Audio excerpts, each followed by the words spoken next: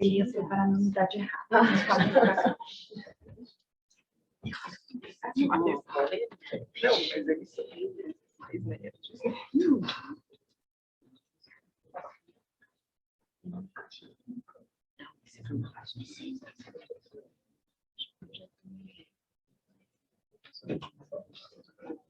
Não, pode começar. Então, pode liberar. Já está com o som liberado para eles? Som liberado para eles. A gente pode perguntar se o pessoal de casa está ouvindo a gente. Tranquilo? Todo mundo ouvindo bem? Tá. Carlos já sinalizou. Obrigada, gente. O pessoal sinalizou aí que tudo bem. Então, primeiro, muito bom dia a todos. Obrigada por terem vindo. Esse aqui é o nosso primeiro evento presencial mesmo, inaugurando com o ESG agora. Eu sou Ana Lúcia Grise, diretora do programa aqui da Sampol, avançado em ESG. A gente teve aí a nossa primeira turma, que conclui o curso agora em maio. Já temos uma semana para começar em agosto. Vocês estão super convidados aqui, o pessoal de casa também. Vai ser um prazer ter vocês com a gente. O nosso programa é direcionado aí para alta liderança. E a gente visa tratar tanto da parte de conteúdo teórica, como da parte prática, com casos, assim, concretos para a gente avaliar. Temos aqui a Fabi, que está com a gente no curso. Obrigada, Fabi. Lá em casa a gente tem, pelo menos a Eleonora, que eu vi, a Marisa, o Alexandre.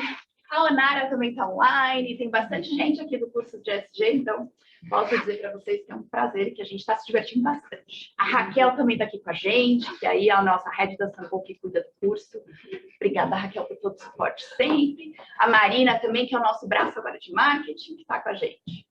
Vamos lá, então. Nosso tema hoje é ESG e planejamento estratégico. Posso dizer que eu sempre quis fazer um evento sobre o tema, mas a gente passou bastante pelos conteúdos de E e de SDG antes de chegar nessa visão mais ampla, de fato, de planejamento estratégico. Lá no começo da pandemia, quando a gente começou a discutir o que era ESG Brasil, né? O ESG chegou por aqui, acabou virando um trending topic.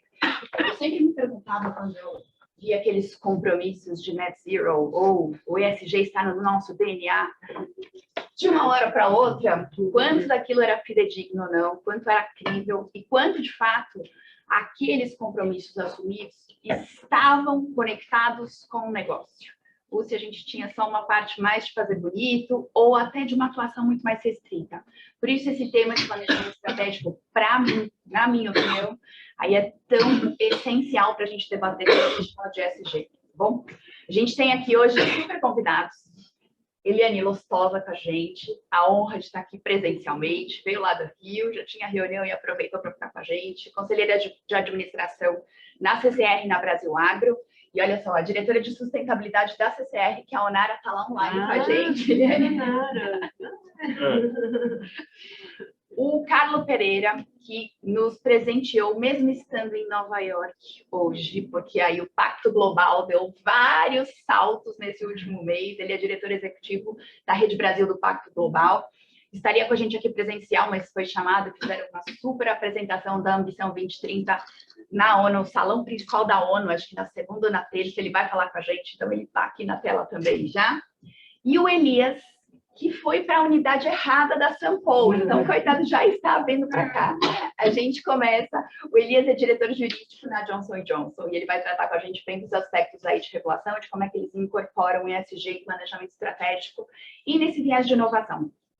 Como é que a gente vai fazer a dinâmica? Então, temos parte aqui, parte online. Eu vou fazer uma apresentação de tema 10 minutinhos, só para fazer um setting assim mesmo, todo mundo na mesma página. Eu passo a palavra para o Carlo, que vai fazer aí de 15 a 20 minutos de apresentação sobre Pacto Global, Ambição 2030. A gente segue com 2 rodadas de pergunta para a Eliane e para o Elias, que vai se juntar a gente já já. E aí a gente conclui às 9h30. O pessoal que está online fica com a gente durante toda a discussão. A gente só vai parar a transmissão na hora do Q&A, porque aí a gente concentra com quem estiver aqui, tá bom? Então vamos lá, Marina, você me ajuda com a minha apresentação, por favor, rapidinho. Eliane, eu vou ficar 2 segundinhos de pé, só que falar sentado o tempo inteiro eu ainda não aprendi, mas vamos ver, eu aprendo.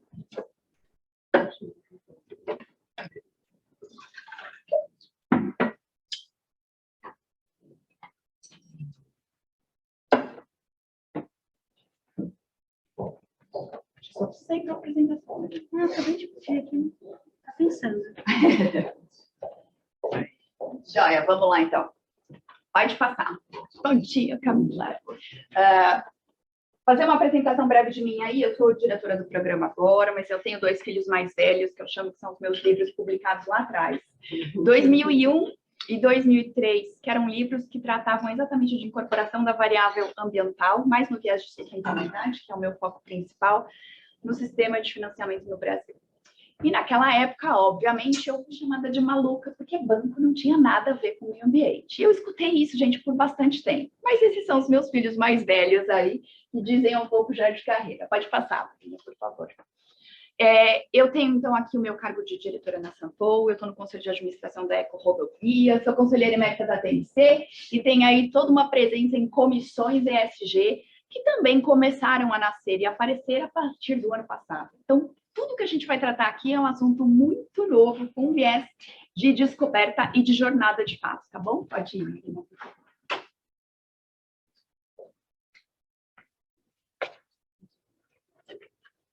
Vamos lá, primeiro ponto para a gente tratar de planejamento estratégico. É a história do business as usual, planejamento estratégico e essa incorporação dos viéses ambiental, climático e social, pautado numa governança corporativa estruturada. Opa, temos alguém que soltou o som.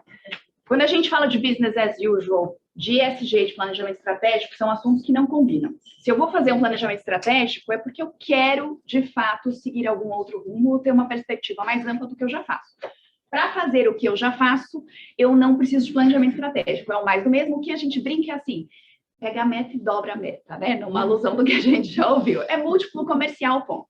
Se eu preciso ampliar aí a minha perspectiva de negócios, entender quais são os meus caminhos, inclusive olhando daqui para frente, eu vou para um planejamento estratégico.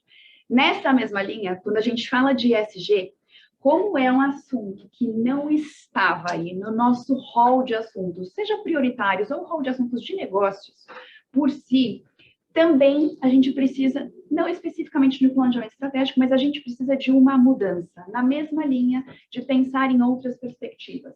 Quando eu olho para o ambiental, que inclui clima, e para o social, necessariamente são assuntos que não estavam na pauta da liderança e não estavam na pauta dos negócios. Isso é ponto pacífico. Não adianta a gente discutir. Realidade. O que eu quero só que vocês comecem a reavaliar é por que isso acontece? A gente nunca teve capacitação profissional para tratar desses assuntos como assuntos integrantes dos negócios. Eram assuntos muito estereotipados ou com preconceito. Então, fica lá com quem abraça a árvore, com quem não entende de negócio, com quem acha que banco tem alguma coisa a ver com o meio ambiente. Mas tudo bem, isso foi a nossa formação profissional e isso foi como é que nós aí, adultos, nos formamos, entendemos os negócios e como é que a gente funcionaria até a nossa relação com a economia. O ponto é que daqui para frente, e para quem tem filhos aí em alguma idade já próxima dos 10 anos pelo menos, a gente vê que eles têm um chip completamente diferente. E eles entendem o chip de conexão que a gente tem 100% com a parte ambiental e mais ainda, quando a gente discute a parte, inclusive de economia, logicamente, no princípio mais básico, eles já conseguem conectar que escassez de recurso natural, por exemplo, é um problema para a atividade econômica. Coisas que nós, adultos, nunca pensamos e que agora passamos a pensar, tá bom? Pode passar, Marina, por favor. O business as usual, então, vai ficar da porta para fora, ou o pessoal aí da tela para fora também, porque ele não combina com a nossa discussão de hoje. Ter a parte do homogêneo, né, dos homens brancos acima de 50 anos discutindo o que a gente vai fazer ou não, quais são os rumos dos negócios, pode permanecer desde que ele ganhe uma diversidade. A gente precisa sempre fazer um upgrade das nossas decisões. Pode passar, Marina, por favor. Isso eu estou dizendo aqui muito numa conexão com a parte econômica, que é a tal da visão túnel. Eu passei isso aqui com quem está no nosso programa de ESG. O ponto é, se o meu negócio visa exclusivamente retorno financeiro a curto prazo, e que vejam, ok, retorno é sempre essencial, e se a gente não tiver retorno, a gente não vai ter negócio. Mas se a minha visão continua nessa visão túnel, pode passar mais um vídeo, isso me indica que eu continuo esquecendo de olhar aí, de lateralizar a visão para incorporar a variável ambiental, climático e social. E aí vem aquela famosa frase agora do Paul Polman, né? Agora, do ano passado que ele lançou, que é a história do Milton Friedman já morreu. Então, a nossa teoria econômica pautada exclusivamente em retorno financeiro, preferencialmente no curto prazo, já funcionou de novo, chegamos aqui ao nosso capitalismo, mas daqui para frente ela não funciona mais. Ela está lá, ela vai ser a base, mas a gente precisa atualizá-la. Pode passar, Marina, por favor. Quando a gente olha de planejamento estratégico, eu vou olhar em posicionamento de mercado e eu vou olhar também em posicionamento de negócio. O mercado como é então que eu vou passar a me portar, como é que eu olho proposta de valor, os meus produtos e serviços, e como é que dentro do negócio eu vou tratar de capital humano, de processos e sistemas. Avaliando isso, pode ir, Marina. Eu trabalho com cronogramas, metas e métricas, e em cima disso a gente tem que trazer o viés ambiental, climático e social para fazer, de fato, esse planejamento aí com um outro direcionamento. Então, o que a gente brinca esse planejamento estratégico me dá um direcionamento, agora eu preciso necessariamente incluir também nessa avaliação toda as 3 variáveis novas. E vocês vão ver que eu falo um pouco de governança. Pode passar, Marina. Porque a governança na nossa discussão aqui é a base. Eu preciso de negócios minimamente estruturados do ponto de vista de governança corporativa. Se eu não tiver uma governança preparada, ou nem preparada, vou mudar a palavra, aberta a tratar do tema, eu não entro nessas 3 variáveis, porque são variáveis desconhecidas para todo mundo que fez faculdade, que fez pós, que fez MBA, por aí vai. É uma atualização de fato. Pode passar, Marina? E aí o que a gente tem sempre avaliando junto é curto prazo, longo prazo, médio prazo. Tudo isso tem que vir para a mesa quando eu falo de planejamento estratégico e incorporo variável ambiental, climática e social. Quando eu faço isso, de fato, eu vou ter a possibilidade de ter a minha vantagem competitiva, porque eu decidi ampliar as minhas perspectivas aqui, sair do business as usual, eu mantenho o business as usual, mas eu dou upgrade para fazer essas outras qualificações. Pode passar, Maria. E aí que a gente fala, então, de pegar essas variáveis e incorporar ao planejamento estratégico. Governança como base sempre, pode passar. Quando eu olho a governança, se eu não tiver abertura, eu não ando com esses assuntos. Pode passar? É sempre aí a linha de início. É o primeiro passo. Eu faço um planejamento e depois eu tenho que colocar ele, obviamente, aí em prática, da mesma forma, e aí interdependente com uma governança que esteja disposta a rever missão, valores, propósitos e incorporar isso em cronogramas, metas e métricas. Se eu ficar só no discurso, eu vou ter políticas lindas para pendurar na parede, mas elas não vão sair daí. E vejam, é uma opção que a gente faz. Dá para continuar no business as usual? Sem dúvida nenhuma. E muita gente que ainda tem bastante resistência para tratar dessas novas variáveis vai por esse caminho. Não, olha só, é um custo de observância novo, é muita coisa, é mais burocracia no Brasil, isso não é assunto de negócios. Não tem problema. Se a gente tem esse posicionamento, fique com o posicionamento. O ponto é, a gente está em um momento de transição de economia. E neste momento de transição de economia, eu opto pelo business as usual, ou eu opto, de fato, para entender quais são essas transformações, se eu vou liderar ou se eu vou ser liderado. É uma opção de negócios que a gente faz, principalmente nesse viés de planejamento estratégico. Pode ir, Marina. Liderança sempre on board, junto com toda a equipe de trabalho. Se eu tiver pessoas aí remando para lados diferentes, não adianta nem de falar de planejamento estratégico, por óbvio, muito menos de planejamento estratégico que incorpore variável ambiental, social e climática. Pode ir. E aí eu vou mostrar aqui para vocês 2 exemplos de setor público e setor privado remando para lados diferentes, em uma postura incongruente no planejamento estratégico nesses 3 vieses.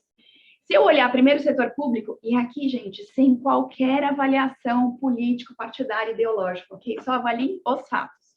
Se eu olhar o setor público, o Brasil bateu na porta da OCDE lá atrás, em 2018, para falar, OCDE, eu quero aí acessar e entrar como membro, ser um país membro de OCDE. Então, eu quero entrar no seu processo de acessão. Joia, é uma decisão econômica. OCDE, Organização para a Cooperação de Desenvolvimento Econômico, ok? Não estamos falando de nada ambiental aqui. Pode ir. E aí a gente recebe neste ano, então 2018, 19, 20, 21, 22, tudo bem que teve pandemia no meio, mas foi um longo processo para a OCDE falar, ok, eu aceito que você comece o processo de acessão, mais longo do que todos os processos anteriores usuais, mesmo para países aqui em desenvolvimento. Quando eu olho isso aqui, recebo essa carta da OCDE que me fala assim, ok, vamos começar o processo para ver se eu te quero como membro ou não, eu recebo na carta da OCDE expressamente.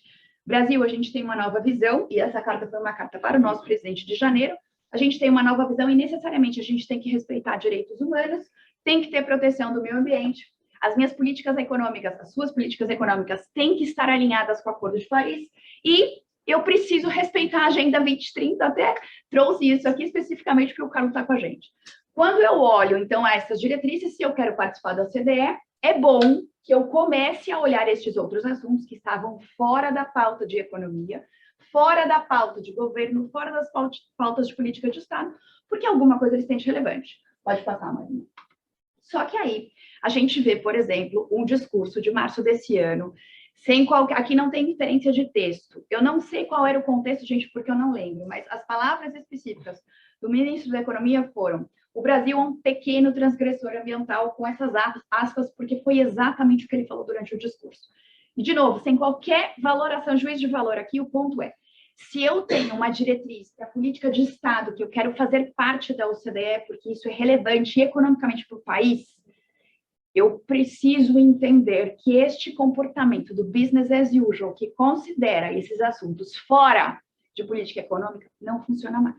Não só não funciona mais, como reforça a nossa imagem de país que não respeita as próprias leis ambientais, que foi exatamente o que foi dito aqui, e que não incorporou as variáveis no seu próprio planejamento estratégico, aí na nossa estratégia de desenvolvimento. Pode passar, Marina. Se eu olhar do ponto de vista de privados aqui, para eu encerrar o 7/5 que a gente está fazendo, essa aqui é uma pesquisa que foi publicada em setembro do ano passado pela Grant Thornton, XP e Fundação Dom Cabral. Avaliaram as sociedades anônimas de capital aberto. Então, todo mundo aí com as ações negociadas em bolsa. Estou falando de mais ou menos, acho que 150 respondentes Brasil. Pode passar, Marina, por favor. Quando a gente olha as conclusões, e eu só trouxe essa parte para vocês verem, eu tenho uma incoerência absoluta nas respostas. 75% fala que ESG é prioridade do negócio, 86% fala que se eu não incorporar as variáveis ambiental, social, de governança aqui, eu vou ter impacto negativo, ok? Só que 14% responde que incorpora essas variáveis na hora de tomar as decisões. Vejam, gente, não estamos falando dos pequenos negócios no Brasil. A gente está falando do topo da cadeia alimentar em termos de corporações. Então, é isso que eu quero mostrar para vocês. Quando a gente fala de ESG, de planejamento estratégico, eu preciso necessariamente estar aberto a reavaliar tudo aquilo que eu conheço, mesmo tendo todos os meus cabelos brancos e a minha experiência de negócios, porque o mundo é diferente, a gente está no processo, os assuntos são novos, tá bom? Pode falar. Essas pesquisas, geralmente, os brasileiros sempre falam que estão na frente, né? Saiu uma pesquisa sobre tecnologia também que a gente estava acima da média do conhecimento de tecnologia, porque mesmo esses 75%, ele é muito alto, né? Super, não é essa verdade. É isso. Mas, enfim, se a gente olha para esse viés de governança, de ESG, de ambiental aqui, são assuntos interdependentes.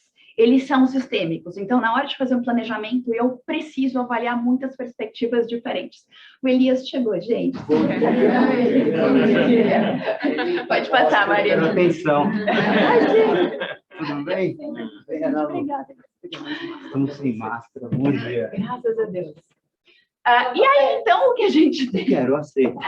O que a gente tem são alguns posicionamentos de investidores que a gente também nunca viu. Então, o ponto é, a gente pode alterar comportamentos e entender essa variável ambiental, climática e social, porque a gente entende que ela é relevante para os negócios, ou porque vai ter aí algumas ações compulsórias que vão bater a nossa porta e vão mudar o formato do funding no Brasil.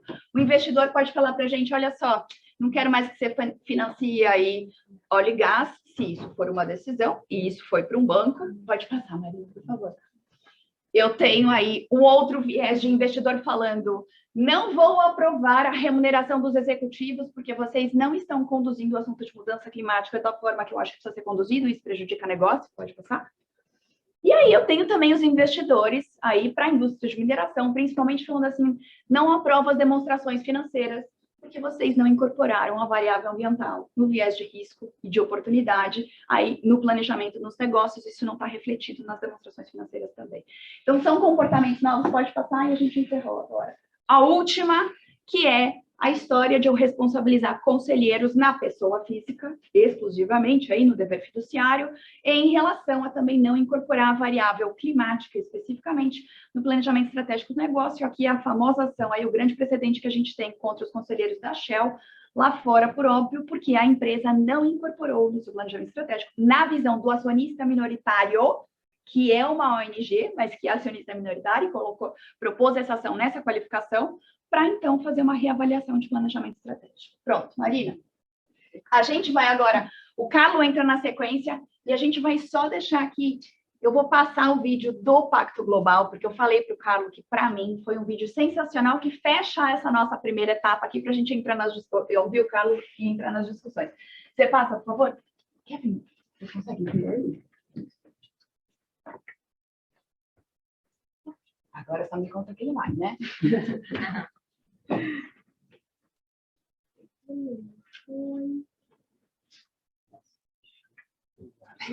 Você habilitou o conteúdo, Maria? Habilitei. Ah, ele não está pegando, que pena.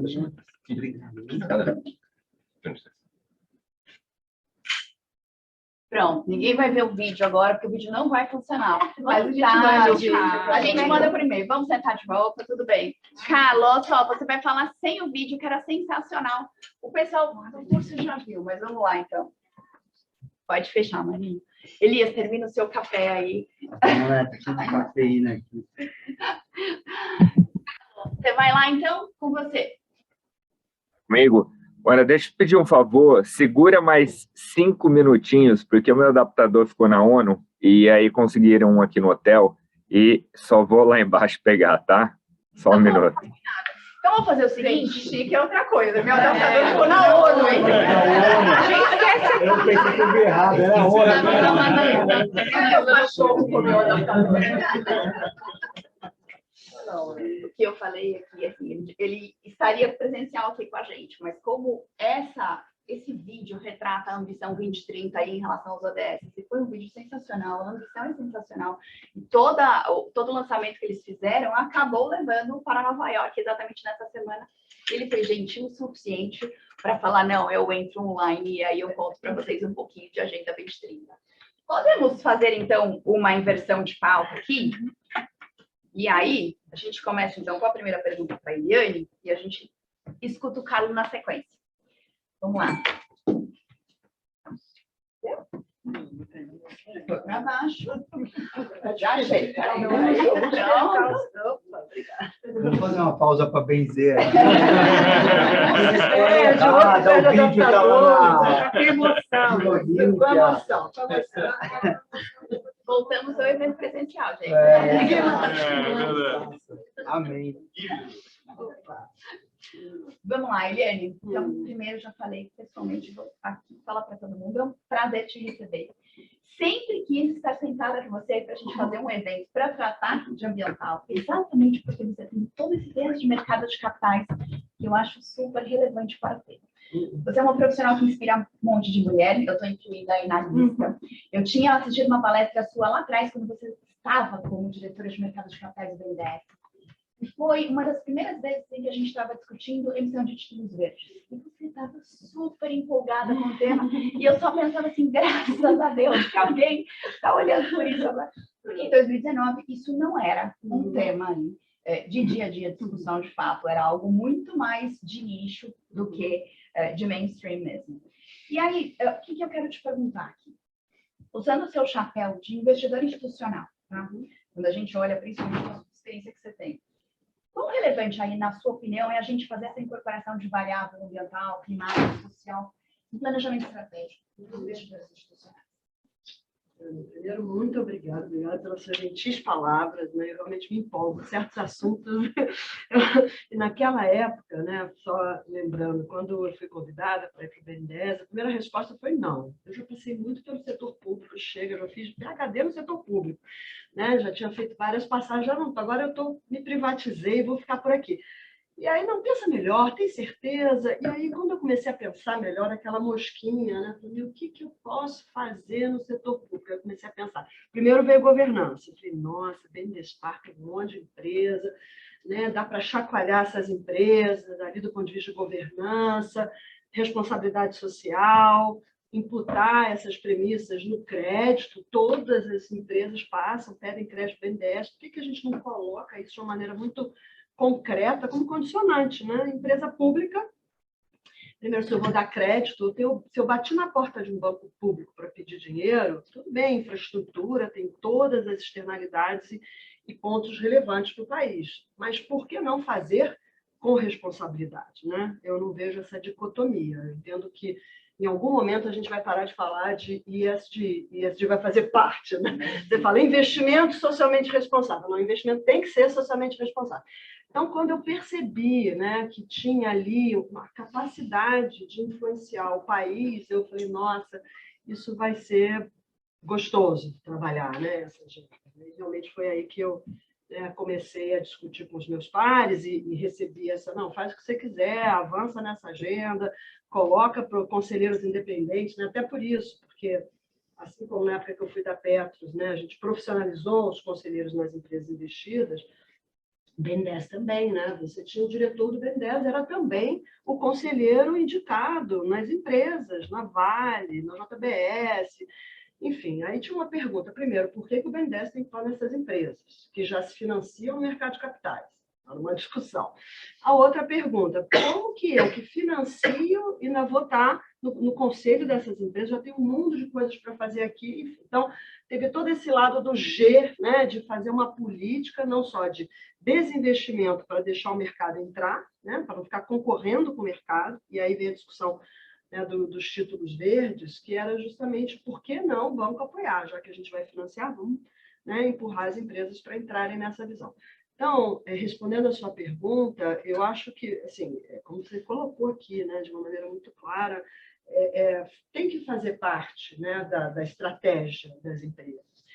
E existe hoje, né, um olhar muito mais próximo e educado em relação à governança, não temos dúvida, né? A gente aprendeu um pouco com o novo mercado, primeiro também era algo intangível, mas que negócio é esse de governança? Aí há novo mercado, né, as regras foram, inclusive, mudando e levantando a barra. A gente identificou casos em que, se você não tiver uma governança, o exercício de voto é importante, você pode ser expropriado, aprendemos na pele em casos muito concretos, né? Então, governança a gente começou a entender aí na prática. E agora a gente está entrando no E e no S, né? No ambiental e no social, e essa compreensão mais clara em relação, primeiro, à importância, né, e à responsabilidade das empresas no chamada licença para operar. Então, assim, se eu opero, a sociedade me dá essa licença. Então, eu tenho uma responsabilidade em relação ao mercado e à forma que eu atuo. E não é, como você disse, abraçar árvore. Todo mundo acha que o ambiental é abraçar árvore. Não, legal, quem quiser abraçar árvore, tudo bem, não tem nada contra. Mas, assim, porque é no meu interesse como empresa essa preocupação, porque isso pode gerar prejuízo no médio e longo prazo. Isso pode me tirar do mercado no médio e longo prazo. A gente viu casos aí de acidentes, né, que geraram não só um problema de reputação, como custos para a companhia. Então, assim, eu espero que a gente, em algum momento, não tenha que ficar falando isso. Esse é o beabá, é o básico, né? Então, primeiro lado. Agora, como você disse na pesquisa, ainda temos uma distância muito grande entre o fazer e o dizer, né? As pessoas não têm o chamado walk the talk, né? Todo mundo acha lindo. Eu sou super verde, acho lindo. Nossa, tem uma preocupação social muito legal. Dou dinheiro aqui filantropicamente, pingo um dinheirinho ali e acho que minha consciência corporativa está limpa. Não é isso. Não é filantropia que a gente está falando. É outro negócio.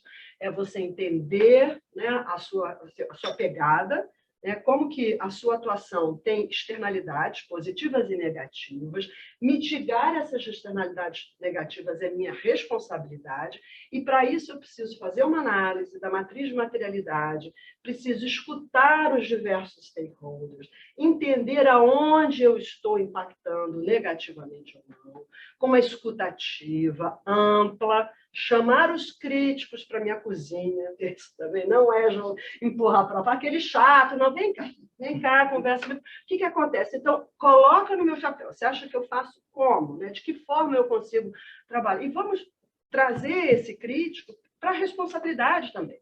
Né? Como é que eu faço isso de uma maneira responsável? Então, primeiro, essa escuta ativa, trabalhar a matriz de materialidade, realmente com legítimo interesse de conhecer, né, o meu impacto na sociedade, e estruturar um plano que incorpore essa perspectiva, mas que seja crível. A gente fala 2030, 2050, e a gente viu a questão da Shell aqui, a minha visão é, olha, né, e eu brinco isso, né, assim, para os economistas, a gente fala, né, tem uma frase do John Maynard Keynes, né, que fala, no longo prazo estaremos todos mortos. Então, fala qualquer negócio. 2050 nós vamos ser só verde, só eólica, só não vou ter pegada zero. É crível. E a pergunta, como é que eu chego lá? Então, acho que a gente começou a ficar mais educado, e os investidores, principalmente, né, mais próximos, né, conseguir... Me explica aqui, como é que você vai chegar em 2030 dessa forma? Quais são as métricas intermediárias? De um dia para o outro, você vai fazer Shazam e vai virar verde, socialmente, né, responsável.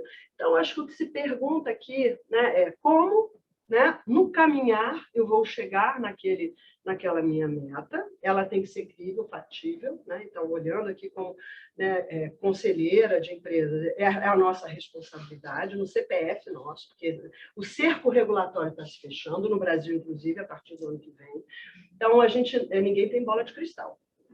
Né? Isso, eu me lembro que eu falava isso muito também no BNDES, quando eu ia visitar TCU, CGU, Ministério Público eu não fui visitar, não, mas TCU e CGU ia muito, né? E eu falava, gente, eu venho aqui toda semana, quase, né? Amor profundo, né? Mas eu gostaria que vocês não me puxassem o pé quando eu sair daqui. Quando eu sair, vamos conversar bastante, vamos pactuar aqui o que... Olha, eu não tenho bola de cristal, eu não sei o que vai acontecer com o câmbio, eu não sei, mas eu vou fazer eu atuo no mercado de capitais com riscos de informação. O que vocês têm que cobrar de mim? E o que eu vou colocar aqui?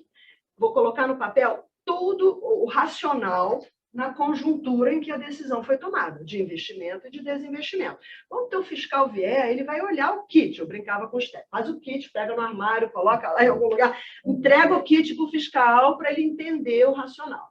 A partir dali, o senhor vai me julgar para ver se eu fui diligente, se eu tomei a decisão adequada, etc. E tal. A mesma coisa no conselho, a mesma coisa das empresas.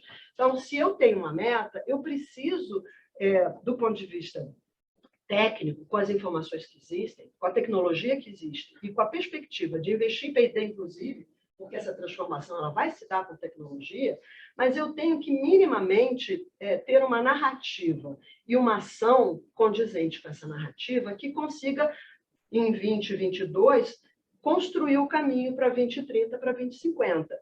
E nesse caminhar, eu tenho que definir métricas. Essas métricas têm que ser, de preferência, anuais, mensuráveis e incluídas no planejamento estratégico e na remuneração dos executivos.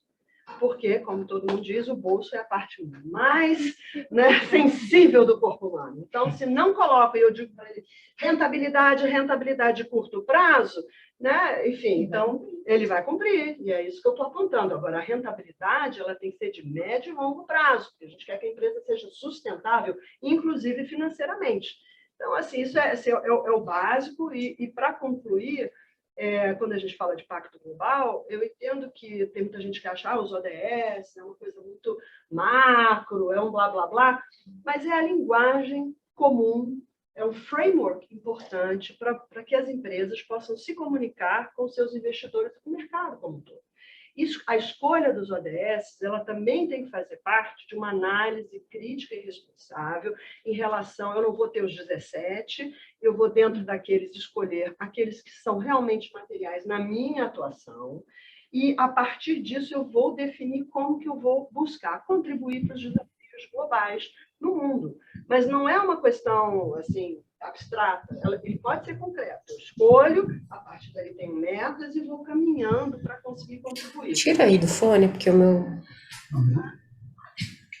O ambiental, nessa linha, já está um pouco mais concreto. A gente tem metas, o social um pouco menos, e aí que o recorte tem que ser feito com alguma criatividade pelas empresas, olhando a sua comunidade, aquilo que está mais próximo, e como que eu consigo, de uma maneira sustentável, contribuir para essa realidade. Acho que Joia, foi ótimo. Eu acho que aí você tocou em alguns pontos só, e eu vou só mencionar a parte de licença social. Primeiro, assim, dados em relação a investimento especificamente, a gente vê até hoje as informações que vão ao mercado em descompasso. Tem um ponto de BNDES muito relevante no formulário de referência de 2020, em que há uma indicação de que eu não tenho riscos socioambientais no negócio, e quando a gente vai olhar a política socioambiental, o item de política socioambiental lá na BNDES, na Politicona mesmo da mãe, tá lá, olha, os investimentos precisam avaliar os riscos efetivamente. Então, tem descompasso. E quando a gente fala de licença social especificamente, eu brinco que era uma palavra que eu não usava até 2021. Era uma palavra praticamente proibida, gente. Porque quando a gente fala de licença social, necessariamente eu coloco o negócio dentro de um contexto de comunidades direto ou indiretamente impactadas. E era um assunto que não era bem visto em discussão alguma. Então, são pontos relevantes. E se eu puder só acrescentar, eu acho que esse é um ponto super importante que eu tenho visto hoje, assim, todo mundo fala, na sua atuação, que é um objetivo, né, e uma meta para se chamar de sua, a dificuldade que as empresas têm de cooperar e o impacto que poderiam ter se cooperassem, né? Então, eu vejo no Rio, né? A gente estou lá, participo do conselho de um think tank no Rio, que trabalha com políticas públicas, e a gente definiu lá um território, e vamos chamar as empresas que estão no entorno para definir a forma de atuar. Quando a gente juntou as empresas, primeiro, percebemos que várias tinham um overlap enorme em relação à maneira que elas agiam, né? Eu brincava no BNDES, quando tinha que usar a linha EASY, vamos pintar a igreja. Tem aquele, vamos 10 vezes, pinta, faz chafariz, pinta a igreja, porque tenho que gastar o tanto. Então, a mesma coisa em relação às empresas. Então, a dificuldade no micro de empresas se reunirem de forma concreta para ajudar naqueles territórios em que elas atuam. Isso seria completamente transformador para trazer a infraestrutura social junto com a sustentabilidade financeira, enfim, de geração de renda para essas comunidades. Vamos lá, o Carlos está lá agora, conseguiu voltar? O Carlos está aqui. Pronto, está lá. Não consegui o adaptador, gente. Na verdade, a pessoa da minha equipe está chegando aqui, vai me salvar com isso. Confusão. Estão me escutando bem? Não. Sim, ótimo, Carlos. Maravilha. Deixa eu ver se eu consigo fazer uma coisa aqui. Compartilhar o material, cara? É? Isso. Estão conseguindo enxergar? Então, Olha, estou fazendo direto no telefone, gente. Que maravilha. E vamos lá, então. Bom, pessoal, desculpa a primeira confusão aqui.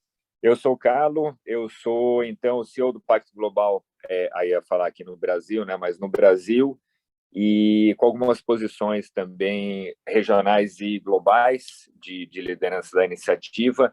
Estou na iniciativa há 5 anos agora, né? E diretamente, na verdade, como executivo, porque antes eu fazia parte do Conselho do Comitê Brasileiro, né? Fiz minha carreira basicamente em empresas e hoje sou conselheiro de algumas empresas e sou do Comitê de Sustentabilidade da Petrobras, né? Então, isso um pouco para falar de mim. O Pacto, eu não sei o quanto vocês conhecem, mas muito brevemente, né? É hoje o que a gente entende por ser a maior iniciativa de sustentabilidade do mundo, né? E depois eu falo um pouquinho sobre sustentabilidade ESG. E a gente tem aí 20 mil empresas hoje crescendo muito rapidamente, né? A gente está em 160 países, são 70 redes locais, e a Rede Brasil é a melhor do mundo. Só um minutinho. Valeu.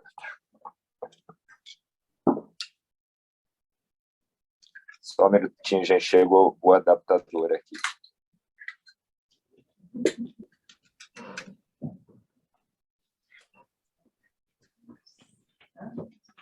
depois a gente precisa lembrar de passar o vídeo, Marina, para todo mundo que veio. Eu já mandei o link. Ô, gente, eu vou mudar para o computador, porque daí eu consigo passar o vídeo. Vamos passar o vídeo, então, enquanto ele se ajeita. Carlos, é o seu vídeo de mudança para Marte ou não? Isso, é. Vocês estão com ele aí também? Não, agora você travou para a gente também. Tira o pinguim. Eu travei. A sua imagem travou. A gente consegue te ouvir tranquilo. Mas está vendo os slides passar aqui ou não? Estamos. Ah, então tá. Mas espera aí, de qualquer maneira... Confusão, hein, gente? Mas está dando certo. Aqui, ó, já estou entrando pelo computador, abastecido. E deixa eu tirar aqui do celular agora. Pronto. Melhor.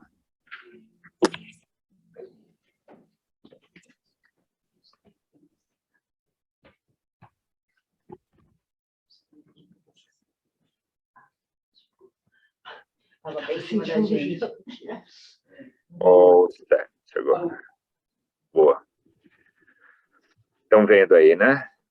Estamos Ah, sim. peraí, só deixa eu compartilhar de novo aqui para compartilhar com o áudio, né? Compartilhar com o áudio aqui. Bom é que a gente já aprendeu também todos os truques agora, né? Já tirou, já vai compartilhar de novo, senão o áudio não ia sair. Tá todo mundo descolado em tudo. Bora, vai. E eu tinha colocado numa ordem aqui, vou manter a ordem, tá? Daqui a pouco eu venho com o vídeo. E a rede no Brasil, então, é uma rede que está bastante acelerada, viu, gente? Assim, o Brasil, acho que já foi dito, né? A Ana Lúcia já comentou, o quanto a gente está vivendo esse momento tão quente, eu diria, né? De sustentabilidade, ESG, como queiram. E, de fato, isso a gente consegue medir, por exemplo, pelo pacto, né? O pacto, então, só para vocês terem ideia, em 2018, 11 grandes empresas entraram na iniciativa no Brasil, né? O ano passado, sozinho, foram 121 grandes empresas, né? Estou falando de grandes empresas aqui, tá? E grandes empresas, no nosso caso, na verdade, a gente entende por empresas com faturamento acima de 500 milhões de dólares por ano, tá? Então, ou seja, a gente está muito feliz com isso e esse ano vai ser igual, tá? Isso é o que a gente está fazendo. Eu acho que levou um tempo para a gente chegar nesse formatinho e deixar tão redondinho, né? E o que o Pacto faz hoje, o Pacto é uma grande, eu gosto de ver dessa maneira, uma grande plataforma, né? Uma grande plataforma de projetos, programas e liderança, né? Então, essa maneira que eu gosto de ver o Pacto. Então, as empresas entram ali no Pacto, né? Tem muita coisa ali para acessarem, de ferramentas, etc., etc., e aí elas podem ou não participar de plataformas de ação e movimentos. Daqui a pouco eu falo um pouco mais dos movimentos, né? E ali estão, como já foi dito também, a necessidade de estabelecer metas, né? Então, o que a gente está fazendo agora com os movimentos no Pacto para o Brasil então, de estabelecer metas para o setor privado como um todo, tá? Dentro de alguns temas, a gente vai ampliar esses temas ao longo do tempo, né? E, além disso, a gente vai medir, tá? Uma outra novidade bem interessante, porque o que a gente também se pergunta muito e se preocupa muito é a questão de accountability, né?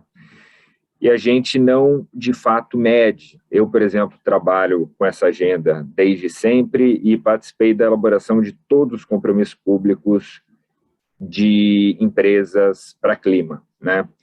E, gente, e aí, como tem gente que trabalha com essa agenda há muito tempo aí também, vão saber disso, que a gente nunca monitorou, né? Então, a gente ia lá, estabelecia os compromissos tal, e não monitorava, né? O Pacto agora vai monitorar. A nova estratégia global, que foi feita o ano retrasado e passado, começou a valer esse ano, ela estabelece como primeiro pilar Make Companies Accountable, né? E de qual maneira, também não sei se vocês sabem, mas todas as empresas signatárias do Pacto Global, elas se obrigam, então, uma vez são signatárias, a fazer um upload do que a gente chama de comunicado de progresso, né?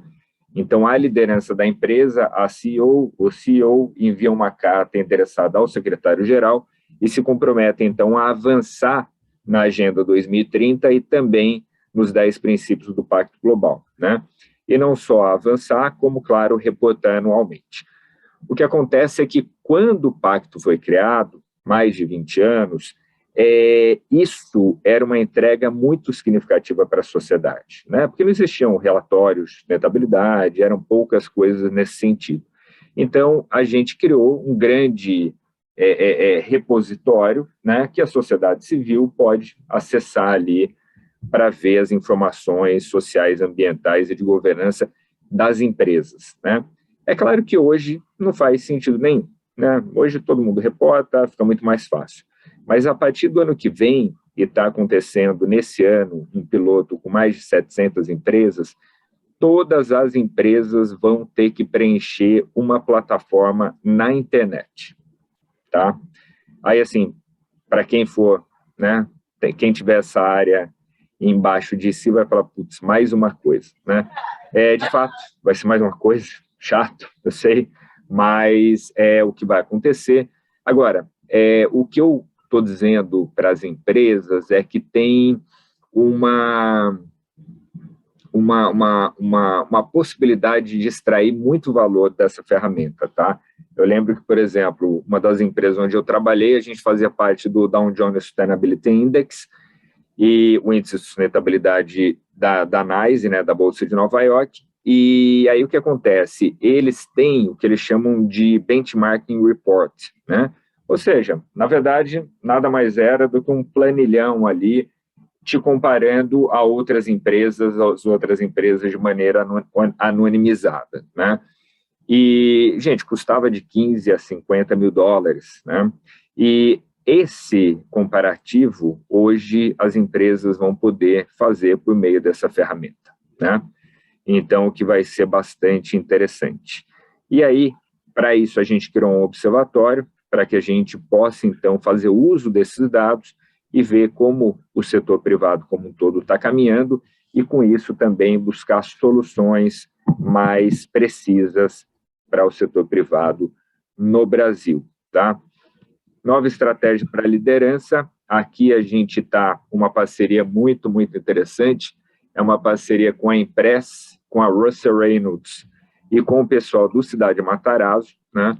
E aqui o que a gente quer fazer é, na verdade, possibilitar mentoria para a liderança e possibilitar também experiências, né? Então, aí entra a Cidade de Matarazzo muito forte também, e proporcionar, então, experiências para a liderança, então, CEOs, conselheiras e conselheiros, né?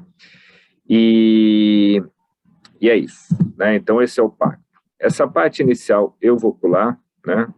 Porque já nos foi dado aqui uma grande introdução. Aqui só para falar um pouco dos ODS, né? Como pacto, claro, como ONU, é interessante de comentar, já foi dito também, né, da importância dos ODS como uma agenda comum, e isso é bastante importante de fato, né, gente? Assim, vamos lembrar, em comparativo muito breve aqui, de ODS com relação aos ODM, né? Ou seja, a Agenda 2030 comparado com a Agenda do Milênio. Aquela agenda, ela foi feita de países para países pobres, era uma agenda fundamentalmente anti-pobreza, né? Por mais que tinha ali questões ambientais, questões de saúde, mas que é claro, a gente está olhando pobreza como um todo e não só diretamente a questão financeira, mas era uma agenda fundamentalmente anti-pobreza, tá? Funcionou muito bem, né? Mais de 1 bilhão de pessoas saíram da extrema pobreza nesse período, muito por conta de, claro, da pujança da China, mas independente de qualquer coisa, coincidentemente ou não, 1 bilhão de pessoas saíram da pobreza nessa época, né? E agora, pela primeira vez, a gente tem, sim, uma agenda para todo mundo, né? E o lema da agenda é não deixar ninguém para trás, então está todo mundo sendo observado aqui e, teoricamente, é para que todo mundo seja cuidado, né? Carlos, o que significa isso? Significa que nos Estados Unidos, apesar de ser a maior economia do mundo, tem muita gente sendo deixada para trás, né? Na Suécia tem muito menos gente, mas tem gente em alguns aspectos, né? Seja uma questão de desigualdade de gênero, seja uma questão de saúde, seja uma questão de educação, seja o que for, mas sempre tem, em qualquer lugar do mundo, gente sendo deixada para trás, tá? A importância das empresas, a gente já foi comentado aqui, eu tenho certeza que todo mundo está falando nas aulas aí para vocês com relação, não só o Larry Fink, mas também Paul Polman, né? Mas o que eu diria que um curso intenso e rápido de sustentabilidade em geral, sem dúvida nenhuma, são as cartas do Larry Fink, né? Vocês têm que ler pelo menos as cartas a partir de 2018. Quem não leu, não pare tudo, não faça isso agora, mas logo depois, guarda para o final de semana para ler todas as cartas deles, né? Desde um senso de propósito para frente, tá? Aqui, muito brevemente também, a gente sabe como o tema tem crescido, e aqui uma diferença, gente, que eu vou me permitir fazer, e aí cada um com a sua opinião, né? Mas até para trazer um pouco de clareza com relação a ESG, sustentabilidade, né, etc. Eu vi um artigo, por exemplo, do nosso amigo Fábio Barbosa, colocando que ESG é a evolução da sustentabilidade, né? Eu entendo que hoje todo mundo passou a chamar tudo de ESG, tudo bem, é o que eu sempre falo, assim, não importa, chame do que quiser, chame de abacate roxo, se quiser, mas desde que faça, né, tem que fazer. Então, quando eu falo fazer, não só, né, deixar de ficar descoberto pelos riscos que estão aí atrelados à agenda, mas também aproveitar todas as oportunidades que estão na mesa, que são muitas, né? Então, mas estricto senso, né? O que a gente tem é que ESG é atrelado ao mercado financeiro, tá? Então, o ESG, como boa parte de vocês aí sabe, vem de uma publicação do Pacto Global e do Banco Mundial, que foi lançada, então, em novembro de 2004, tá? O Kofi Annan, quem lançou o Pacto em 99, né? A fundação em si foi em 2000, mas o lançamento foi uma provocação em Davos em 99, ele estava um pouco incomodado com a falta de engajamento do setor financeiro, tá? Então pediu ali para o Pacto, junto com o Banco Mundial, pensarem alguma coisa para o setor financeiro. Setor financeiro, né, sempre ali drivado ali por questão de risco versus retorno. Então, para além dos riscos tradicionais, o que essa publicação fez foi trazer, então, fatores ambientais, sociais e de governança a serem considerados, né? Então, ali nasce o acrônimo ESG e dessa publicação também, desse movimento que foi criado, criou-se o PRI, Princípios de Investimento Responsável, que então é uma spin-off ali do Pacto e da UNEP-FI, e que hoje tem mais de 150 trilhões sob gestão, né, com mais aí de 4 mil signatários, tá? Esse dado aí também está desatualizado. Só que, muito brevemente também, só para falar, daí eu já entro na agenda do Pacto, para falar como a gente está, né? Então a gente vê aí a emissão de dívidas relacionados à ESG, a gente vai ter 1,35 tri em 2022, lembrando que 46% de toda a dívida lançada por empresas brasileiras no exterior o ano passado já foram atreladas à ESG, né? Então, de fato, o mercado brasileiro está muito, muito aquecido nesse sentido. Os assets, né, com relação aos assets ESG, eles em 2025 vão chegar, segundo a Bloomberg, né, a 50 tri, um terço, né? Então, a gente está falando que, de fato, a coisa está muito acelerada, né? E aqui, gente, a gente tem visto, né, o tempo todo, eu tenho certeza que isso acontece com vocês também, independente do ambiente que a gente esteja, a gente está falando em ESG. Por que eu vim para cá? E a Ana Luz comentou que foi de maneira meio inesperada, né? Eu acho que isso retrata bem o que a gente está falando. A gente fez, para o lançamento da nossa agenda Ambição 2030, a gente fez um jantar para 250 lideranças lá no Rosewood.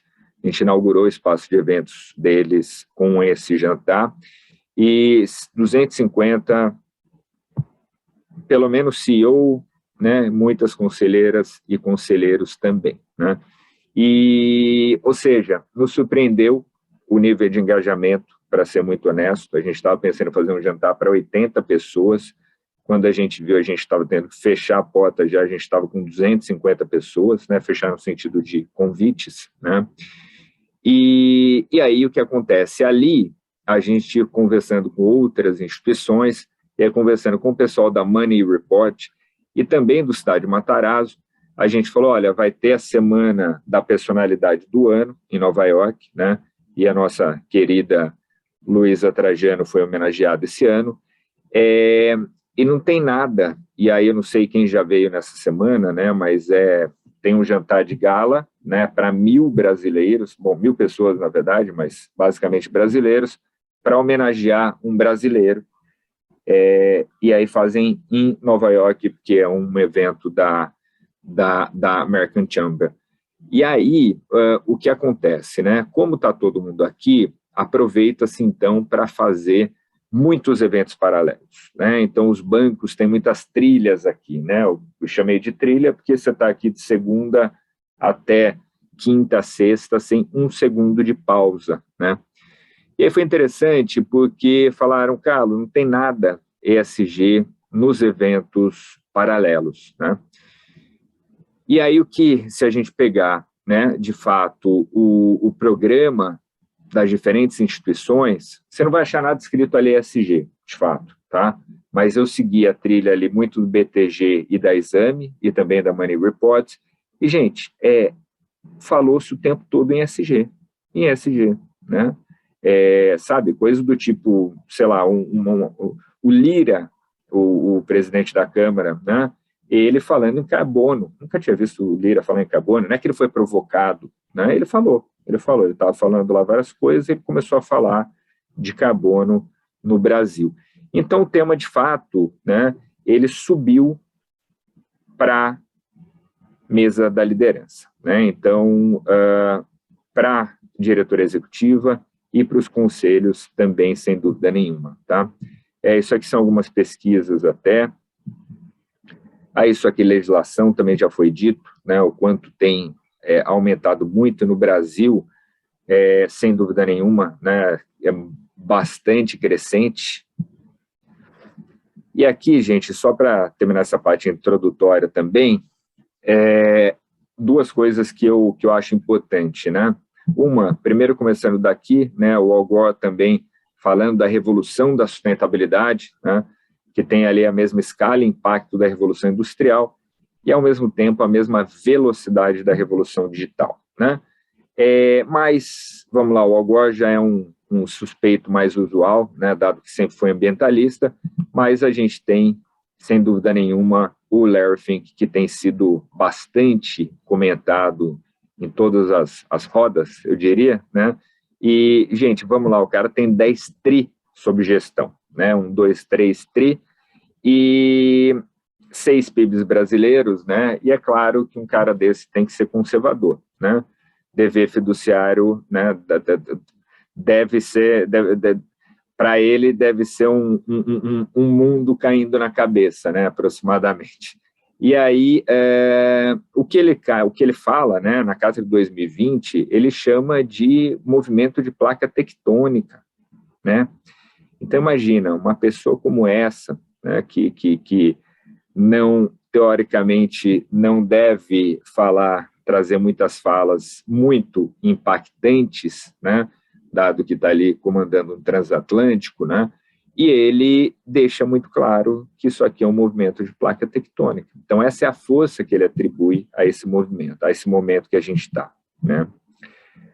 E aí a gente está na década da ação, a gente sabe, então a gente falou do ODS 2030, então a gente tem 8 anos aí para entregar essa agenda, e aí agora com guerra, com pandemia, com tudo mais, né? E aí agora vem os vídeos que a gente estava comentando, e só para falar, né, essa agenda vocês lembram aquela figura que eu mostrei né, daquele processinho ali, né, quase que um PDCA ali da sustentabilidade, e a gente sentiu no pacto que, claro, para além de uma proposta de valor, de uma estrutura muito clara, né, para que a gente conseguisse abarcar grandes projetos, grandes iniciativas para, de fato, impactar a sociedade, né, a gente precisava também, como já foi dito, estabelecer as metas, né? Então, daí a gente falou, bom, vamos, então, estruturar no formato de movimentos. E é isso que a gente vai ver agora, só são uns minutinhos, esse aqui acho que tem 1,5 minutos, o outro acho que tem uns 2, 3 minutinhos, tá? Apresentamos um Vocês não estão escutando o som? Não, né? Bem-vindos a Marte. Não? Vantagens competitivas como em nenhum outro lugar no Ué, eu universo. também não estou escutando o som. Verdadeiro paraíso socioambiental. Bilhões de metros quadrados disponíveis. A gente está escutando aqui, Carlos. Pode continuar. Peraí. Ah, estava tocando som? Está tocando, pode continuar. Para Para a mim não construção estava. de fábricas e agora linhas de veio. produção. Sem Opa. necessidade de reflorestamento. Sem multas por poluição ou desperdício de água. Aliás, não existe água em Marte. Dias que duram 25 horas. Anos que duram 687 dias. Mais produtividade pelo mesmo custo salarial. Sem nenhuma legislação tributária. Sua equipe contábil vai poder trabalhar despreocupada e com muita liberdade. E mais, temperaturas que variam entre 140 graus negativos e 20 graus positivos. Isso significa que não existe aquecimento global em Marte. A emissão de gases é liberada. Não perca a maior oportunidade de todos os tempos e mude sua empresa para Marte hoje mesmo. Acesse o site e saiba mais.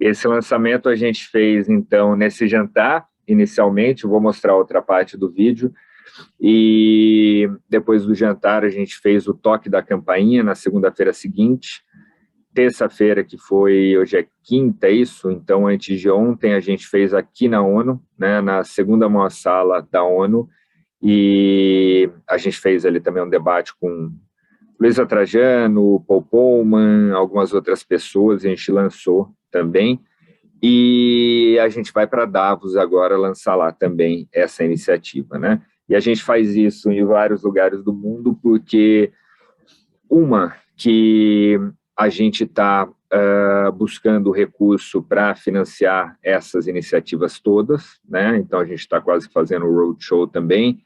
Outra que, enfim, é um momento, como a gente sabe, que a liderança, vocês, quando a gente está em outro lugar, em outro país, a gente está um pouco mais sensível, né? Por que não?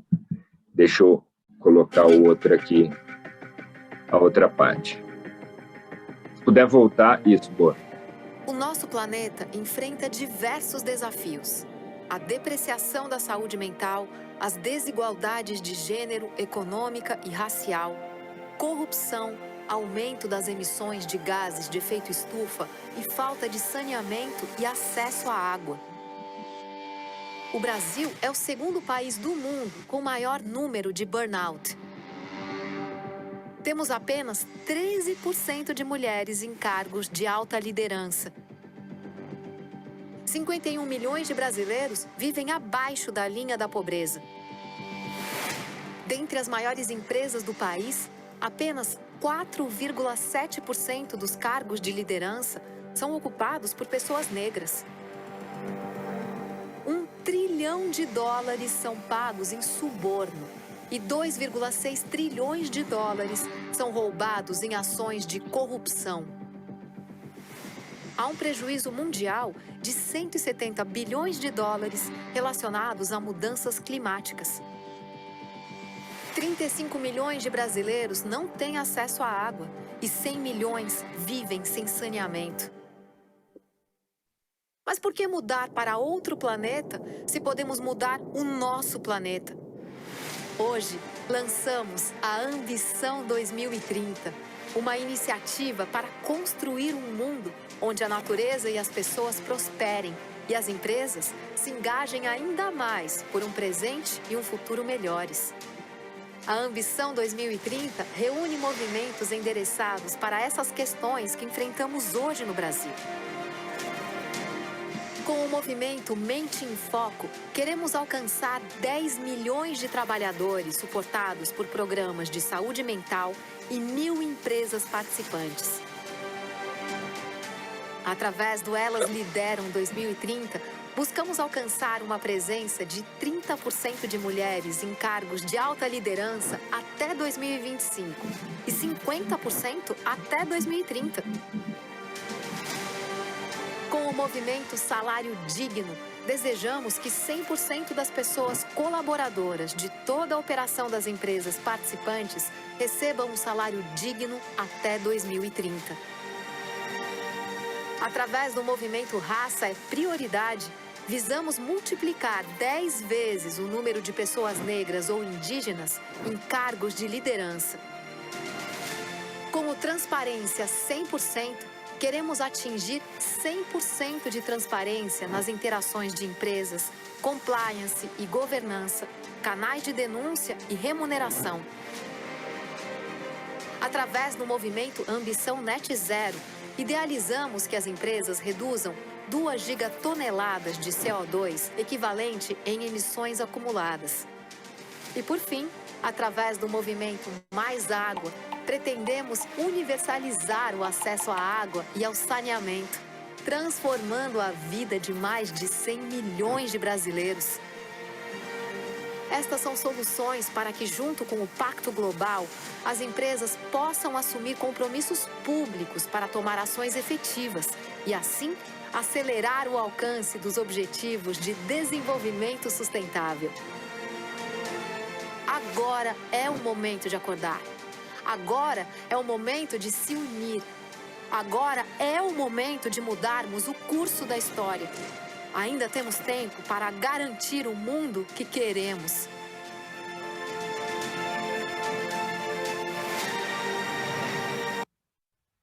E aí, gente, um comentário que vale, né?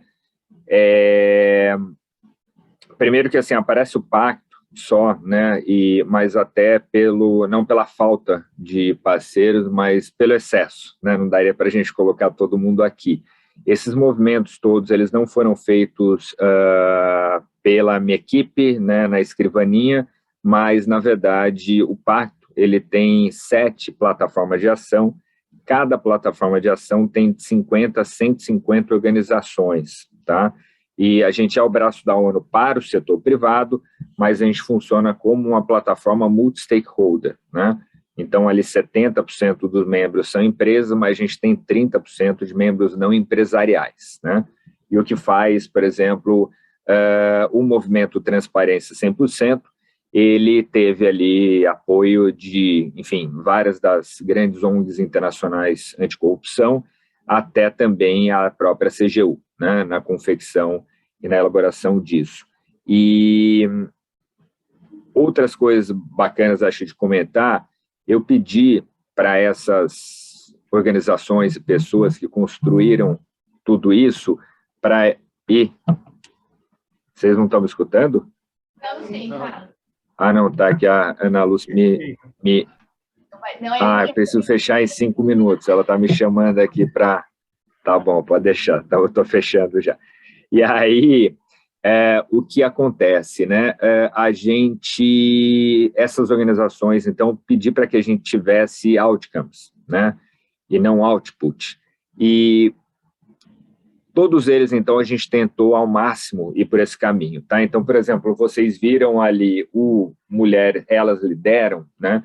Que tem como sócio a ONU Mulheres, mas já temos várias organizações parceiras, e como eu falei, na elaboração a gente teve muita gente trabalhando, né? E também outra informação importante, são 150 empresas que já estão engajadas nos diferentes movimentos, tá? Não inventamos a roda em lugar nenhum, ou elas lideram, então, por exemplo, vocês conhecem bem os WEPs, né, os princípios de empoderamento das mulheres, então ele foi feito em cima dos WEPs, tá? E a diferença, então, Carlos, mas o que fez? Reempacotou e está lançando? Sim e não, né? Se reempacotasse e lançasse, já teria força, já daria uma força para ganhar um gás maior, eu diria, né? Mas, de qualquer maneira, tem de novidade a gente estabelecer essas metas, tá? Então, a gente quer 11 mil mulheres em cargo de alta liderança até 2030, então a gente chegou nesse número também absoluto, e o que a gente não conseguiu foi o de transparência, né? Que é o movimento anticorrupção, e aí, é claro, fica difícil da gente estabelecer uma meta absoluta, né? Uma meta absoluta é como se fosse fatalidade, né? 0. Não tem como falar, vou ter 10 pessoas aí como meta de fatalidade, né? 10 fatalidades. Então, gente, é isso que a gente está fazendo, isso que a gente lançou, né? Aqui vocês podem ter um pouco mais de ideia, tá? Sempre nesse formato. Todos eles vão ter uma pegada, claro, muito mais B2B, assim por dizer, mas também com coisas B2C. A gente quer chegar na população em geral, né? Afinal, como a gente sempre diz, as empresas são formadas de pessoas. E para finalizar já mesmo, depois eu envio para vocês também tudo que a gente está fazendo por lançamento, tá? Então, teve coisas, por exemplo, o Mente em Foco, a gente teve, semana passada, no Brasileirão, pessoas entrando com faixas para falar de saúde mental. A gente fez um vídeo, na verdade, e iluminamos das cores dos ODS que esses movimentos representam vários lugares, como, por exemplo, a B3, o Banespão, né? Farol Santander, então, o Cristo, vários outros lugares em várias regiões do país, né? Além disso, até música inédita a gente fez, tá? Então, o movimento Salário Digno, depois dê uma buscada aí, Salário Digno, coloca no Spotify. A gente fez, a MC Sofia escreveu uma música inédita, né? Gravada, então, com a Margarete Menezes e com os Gilsons, né? Os filhos do Gilberto Gil. Se vocês colocarem Salário Digno, vai aparecer no Spotify. E, além disso, muitas outras coisas foram feitas, gente, assim, realmente um volume inacreditável em um tempo muito, muito exíguo, né? Para quem gosta também de grafite, o Espeto, né? Para quem conhece ali o Rosewood, o estádio Matarazzo, ao você entrar no hotel, tem um painel grande que é do Espeto, e esse artista fez também uma obra inédita para a gente, que não deu tempo de pintar na empena, né, que é a lateral dos prédios, mas a gente, ele fez a obra inédita e a gente projetou, né, e gravou isso tudo, vai virar um vídeo bem legal. Então é isso, né, e conto com vocês, obrigado demais, conto com vocês aí para espalharem esses movimentos por aí, aderirem aos movimentos, né, e, claro, fazerem parte de maneira ativa, né, os movimentos, eles são, claro, é isso, né, eles são movimentos em rede, então a gente precisa de todo mundo trabalhando conjuntamente. É isso, muito obrigado. Obrigada pela sua participação. A gente te libera, você pode voltar para a ONU, os réis mortais Valeu. por aqui, não tem problema. Elias. Valeu, gente, obrigado, hein? Vamos lá, então, agora com o Elias aqui. Meu colega de profissão. Pode dar um stop share? Dá, por favor. O Carlos. Tá. Que aí a gente vê organizado de novo. Elias, vamos lá. Falou que foi uma bomba o convite. Meu colega de profissão, né? Acostumado com os temas aí regulatórios sempre, mas também está no seu chapéu bastante, por muito tempo lá naquela super empresa querida, né? Com a nossa marca de coração, que eu falo, tem filho, passou pela Johnson em algum momento. Mas olhando toda a sua experiência profissional, nesse viés mais regulatório, olhando os sistemas de avaliação de risco que vocês têm na Johnson e até avaliações de oportunidades aí, como é que vocês desenvolvem planejamento estratégico? E a gente tem esse viés ambiental, climático, social incorporado ao planejamento estratégico. Agora, conta um pouco do viés do setor privado, de dentro do setor privado. Beleza. Bom, só um housekeeping aqui, se me permitem. Primeiro, desculpa o atraso. Eu não fui sustentável, eu botei mais gasolina porque eu fui na outra escola, eu tive que dirigir até aqui, que eu não estava planejado, então eu poluí um pouquinho mais o ambiente, mas foi sem querer. Mas eu prometi para mim mesmo que, dado o trajeto de lá até aqui, eu não ia me estressar, porque, enfim, a vida é assim mesmo, né? Então, obrigado pela compreensão e desculpa o equívoco. Segundo, o Carlos falou um pouco de música no final, que eu fiquei pensando se fosse um show de rock aqui, a atração principal cantou primeiro do que o último, né? Que fica pro melhor, mas os caras são muito bons aí. Eu pedi a ajuda do pessoal de comunicação para estar aqui hoje. Aí eles fizeram uma lição de casa, pegaram o profile de vocês, etc e tal. Aí uma puta de uma listona, assim que eu tive o meu nome, Elias. Eu falei, tá bom, eu entendi. Então, assim, isso me leva para o meu terceiro comentário de housekeeping, que eu fiquei me perguntando o que eu estou fazendo aqui, né? Quando eu olhei o profile dessa turma aqui, foi assim, um desrespeito para vocês aqui. E aí me caiu uma ficha, eu não vou lá, eu não sou o Elias que está indo lá, é a Johnson que está indo lá, né? E aí, quando eu peguei o material que a turma preparou para mim, e aí começou a ligar os pontos das coisas que a gente faz, que é a tua pergunta, eu falei, puta, a gente tem que estar lá mesmo na escola com essa turma para compartilhar um pouquinho do que a gente faz.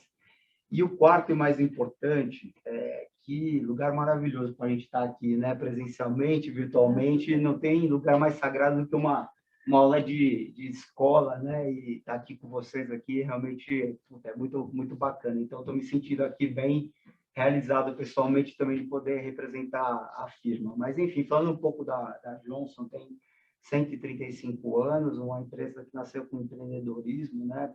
Eram 3 irmãos, os irmãos Johnson, atuando na área de saúde. A gente fez uma cacetada de coisa que hoje é básico. A Gasa foi criada pela gente, o Band-Aid foi criado pela gente. É uma empresa fundamentalmente formada por mulheres enfermeiras, né? Então, é uma empresa que já nasceu empreendedora, diversa, desde a origem há 135 anos. E quem rege a nossa empresa desde 43, quando a gente foi listado na Bolsa, é o nosso credo, que é a nossa carta de valores. Quem tiver curiosidade pode googar lá, JNJ Credo, vai ter lá, tem 22 línguas. E o Credo ele é composto de 4 parágrafos, né? O primeiro fala da nossa primeira responsabilidade, que é para os consumidores, médicos, médicas, enfermeiras, pais e mães, né? Onde a gente fala dos produtos. No finalzinho desse primeiro parágrafo, fala também das relações que a gente tem com os nossos parceiros de negócio, que a gente procura relações justas, né? Até quando a gente vai negociar com o escritório de advocacia, eu falo, olha, tem que ser bom para vocês, tem que ser bom para a gente também, para ter relações equilibradas. O segundo parágrafo é que toca a gente como colaborador, né? Então, já tem uma questão social muito forte também de oferecer um local de trabalho limpo, seguro, questões de remuneração justa, e é muito legal que o Credo fala de remuneração justa, que dá para prover a minha vida e da minha família. É muito legal também esse conceito de família. O terceiro, que também está muito ligado aqui, parágrafo, fala do cuidado que a gente tem com a comunidade, com o ambiente também, nas comunidades onde a gente atua. A empresa atua em mais de 150 países, então a gente está cuidando quase que do planeta como um todo. E depois, o quarto parágrafo fala da questão do compromisso que a gente tem com o nosso investidor, né? Então, a gente começa do primeiro lugar para o consumidor, para as mães, médicos, enfermeiras, e lá no final a gente vai falar, olha, essa empresa tem que dar lucro, tem que dar retorno para os acionistas. Tá? E a gente fala também de inovação no último parágrafo, fala de investimentos nas nossas plantas e pesquisa e desenvolvimento. Então, esse é o statement que a gente tem como empresa global. A Johnson, ela se intitula a maior empresa de saúde do mundo, né? Então, são 3 negócios. Um é a Pharma, que ficou muito famosa agora com a vacina. Não sei quem tomou a vacina, dói pra caramba, né? Mas pelo menos salva vidas. Depois tem a área de Medical Devices, que agora chama MedTech, que é toda a parte que a gente faz de equipamentos hospitalares. Então, tem agulha para cirurgia, tem uma cacetada de coisa, linhas para sutura, tem medicamento, joelho, tem prótese mamária também, tem um monte de coisa na MedTech.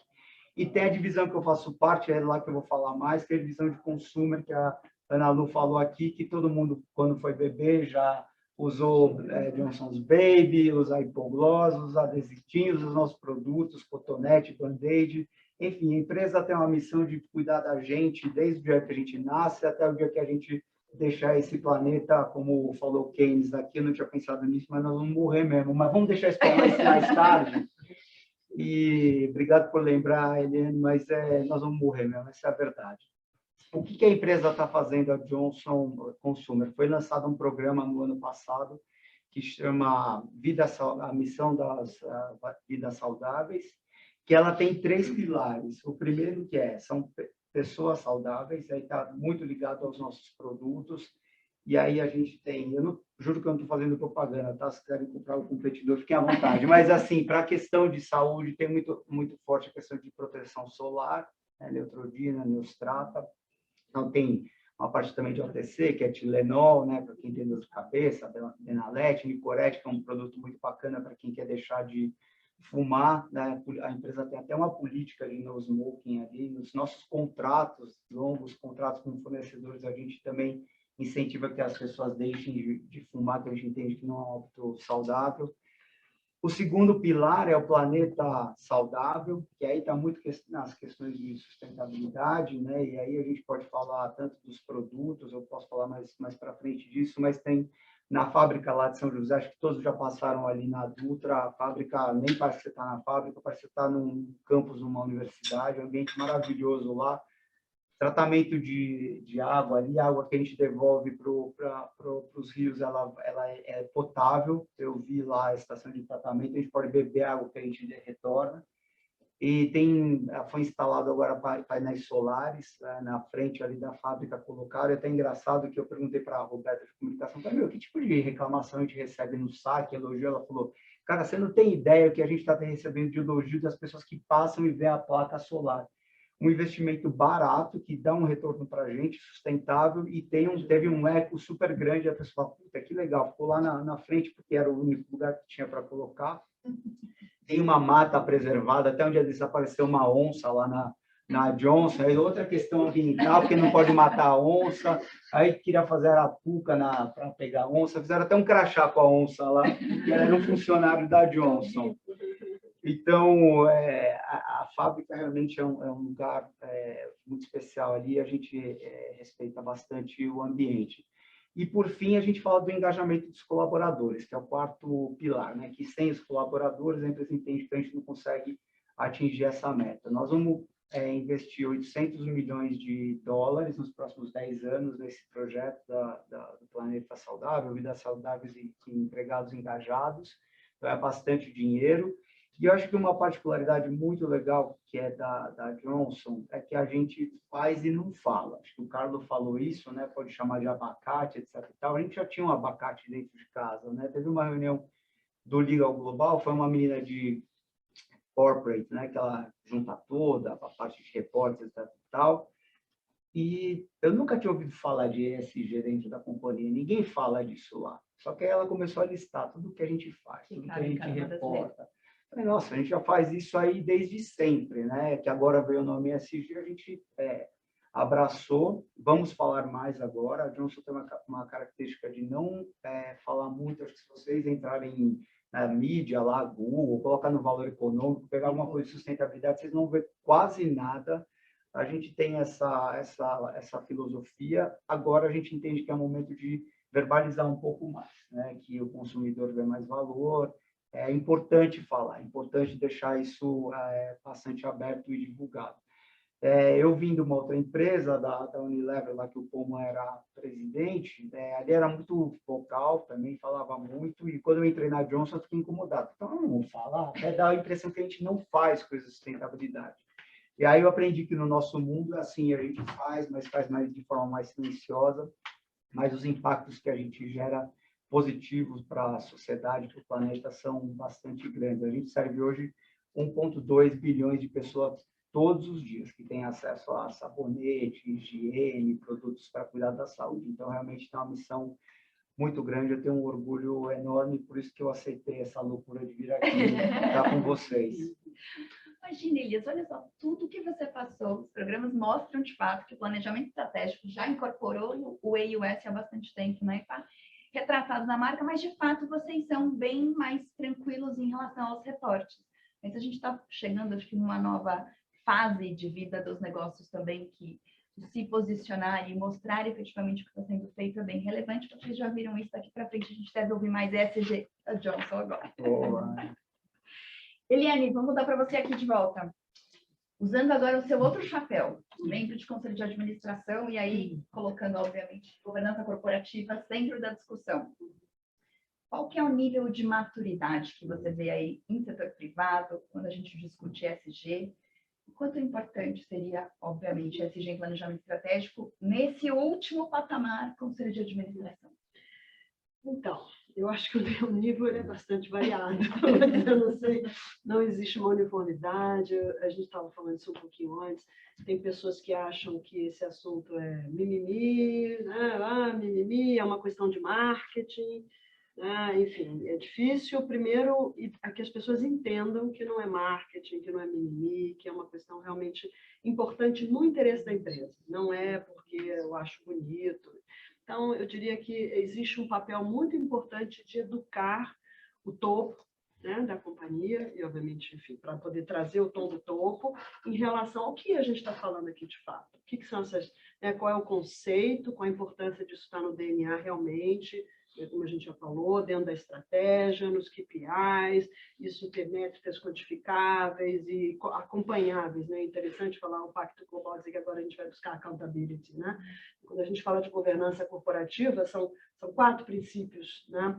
E a responsabilidade corporativa, que traz os aspectos sociais e ambientais, foi incorporada na revisão do Código de 2004, se não me engano, do IBGC, né? São os 3 últimos, eu tive aí a felicidade de coordenar a revisão, foi assim, um processo muito interessante de discussão com especialistas, e esse tema entrou lá em 2002, que justamente amarra, né, e traz, assim, é um dos pilares, e na última revisão do código a gente trouxe isso para premissas, porque não dá para ler o código sem conhecer essa premissa, ética, questão social e ambiental, ela tem que estar ali por dentro de tudo que se faz. Aí não tem meio grávido, não tem meio ético, né? Então é ou não é, então isso tem que estar dentro né, realmente da premissa básica. Então, voltando aqui para a tua pergunta, óbvio, como a gente, por tudo que foi dito aqui, é fundamental, não acho, o G já está no DNA, né? Então, veio primeiro, né, a autorregulação, depois a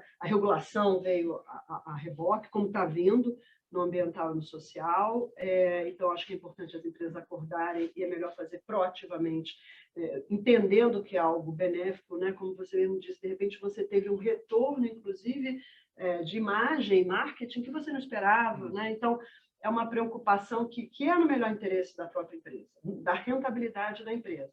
Então, eu diria assim que eu acho, e o papel do conselho, nós conselheiros, é fundamental, né? É fundamental que essa discussão aconteça com o manager da companhia, isso tem que estar no dia a dia do monitoramento do conselho, nós temos a obrigação fiduciária de entender se a companhia está andando conforme aquilo que ela diz.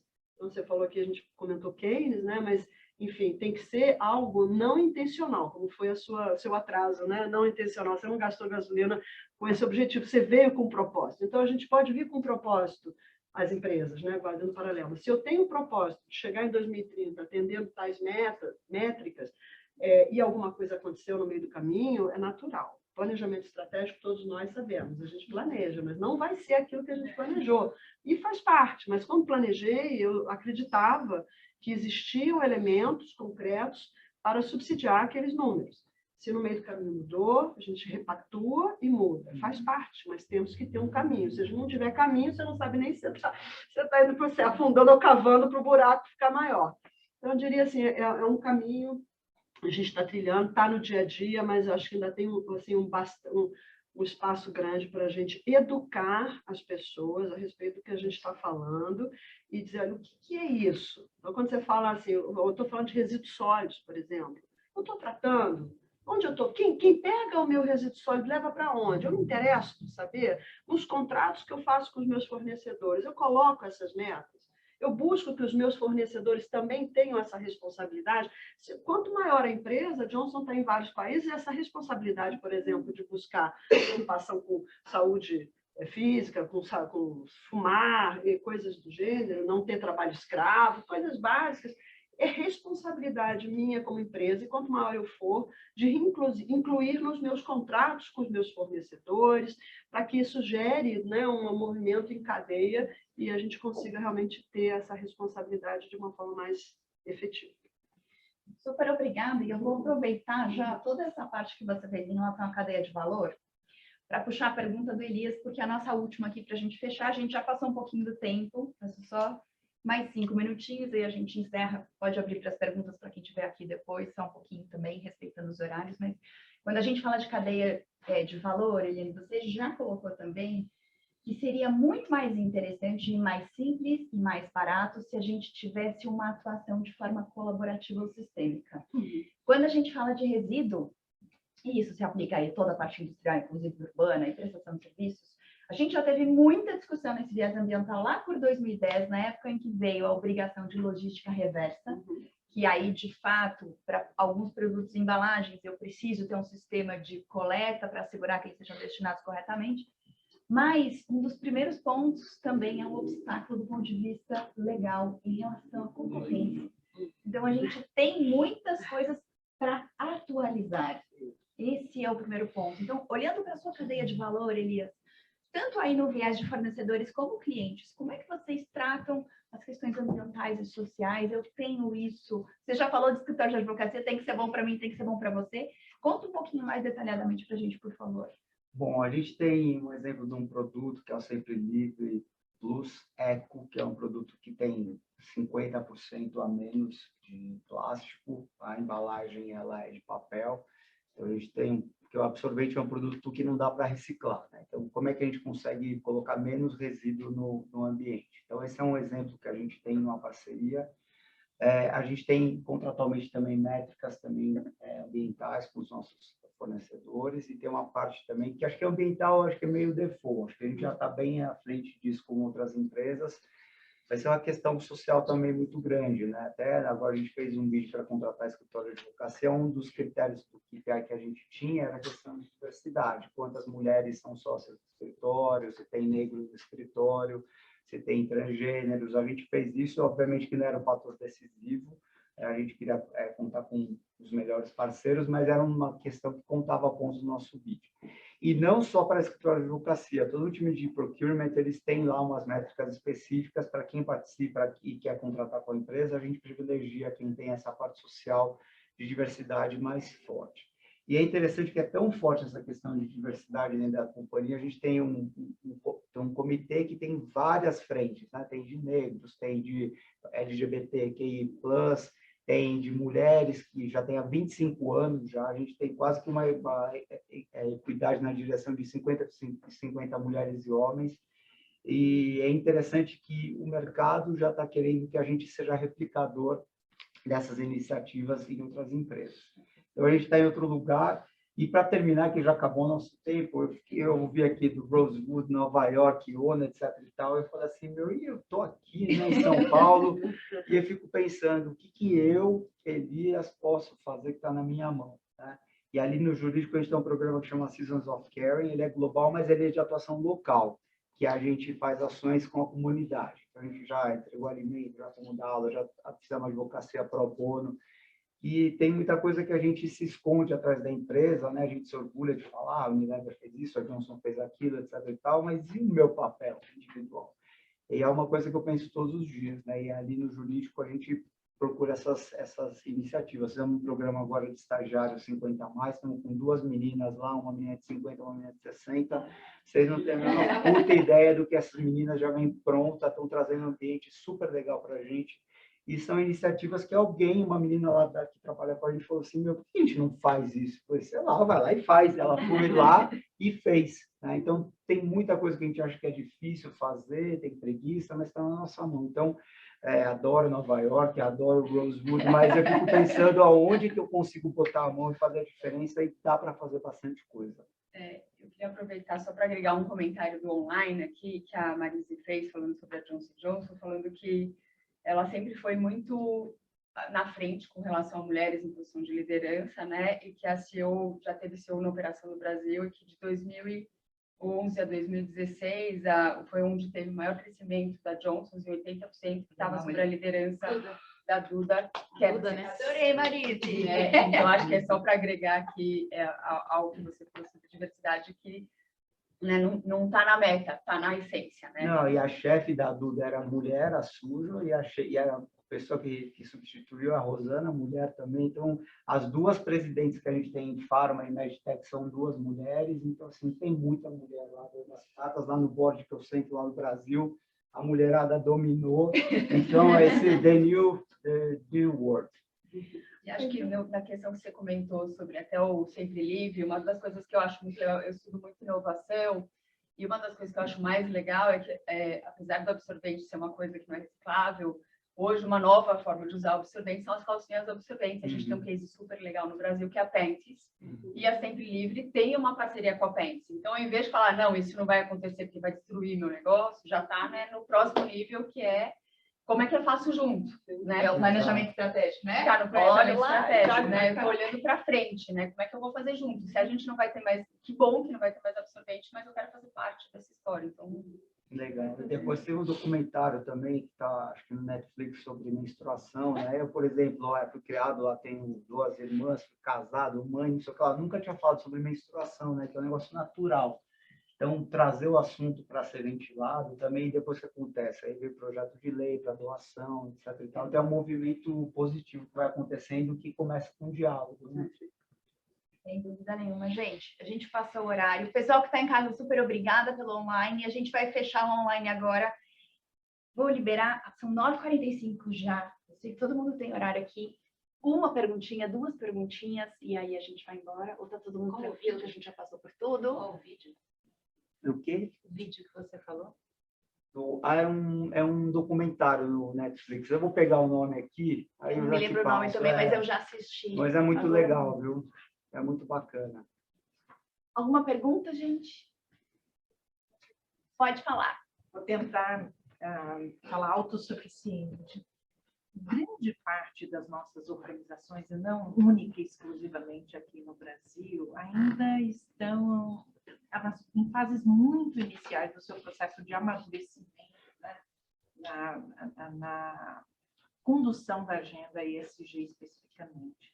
Eu tenho a percepção, inclusive, de que há pouca compreensão sobre a importância de concentrarmos as ações organizacionais naquilo que é material para a organização. Então, o conceito de materialidade muito pouco compreendido.